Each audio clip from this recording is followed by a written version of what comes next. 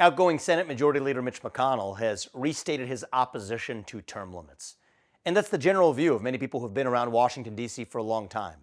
They argue that you need continuity of experience, people who are statesmen who are able to carry on the actual purpose of an institution with the new blood that comes along to be able to pass on the traditions of chambers like the Senate or bureaucratic institutions like the three-letter agencies in Washington, D.C. And I understand that view, but I reject it.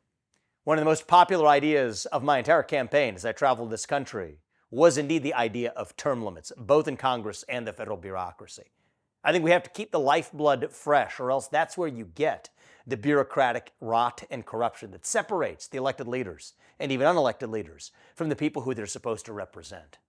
Here's the kind of term limit we can effectuate most easily in this country. Term limits for federal bureaucrats. It's about consistency. The U.S. president, the person who leads the executive branch of government, cannot work for the executive branch of government as the U.S. president for more than 8 years.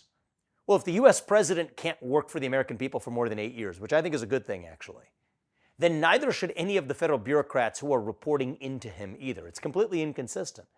The reason the people who we elect to run the government aren't really running the government, including even the U.S. president in many cases, is that permanent state underneath that elected representative is able to use their entrenchment to be able to frustrate the will of the people.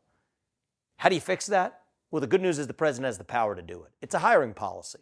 The basic hiring policy is to say for most positions, and you could have certain exceptions, but for those few exceptions where continued expertise is needed over more than an 8-year period, for most positions, the hiring policy of the federal government should be, we're going to match the term of a federal bureaucrat to the term of the person who leads that bureaucracy.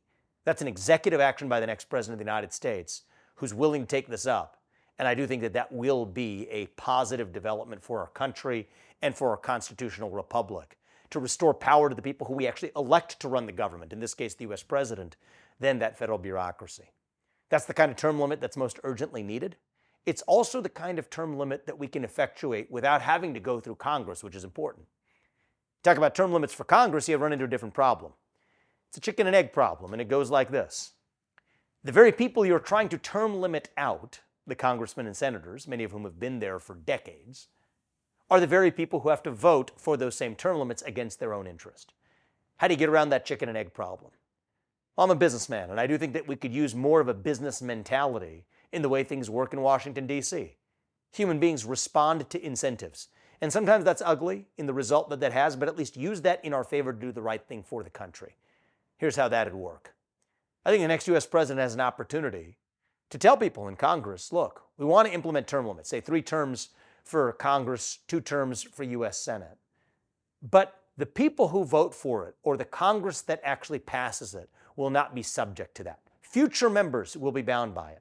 Somebody who's elected into a role after a current congressman, or a congressman who steps down and then is replaced, it'll apply to the next generation of congressmen, but not the people who are already there. I don't love the fact that rewards the bad behavior of those who are unwilling to vote against their interests. But sometimes that's what it takes in order to actually get the job done. So that's the combination of how we need to deliver term limits, and we will deliver term limits in this country, through both the executive branch and in the legislative branch. That's what it's going to take to revive the lifeblood of our constitutional republic, to bring in that new generation of leadership, to bring in leaders who view their public service as service to the public, not to themselves. I don't think that's too much to ask. I know that most Americans support it. And the fact that most Americans support it and it still isn't the law, in some ways reveals what's exactly wrong with our system itself.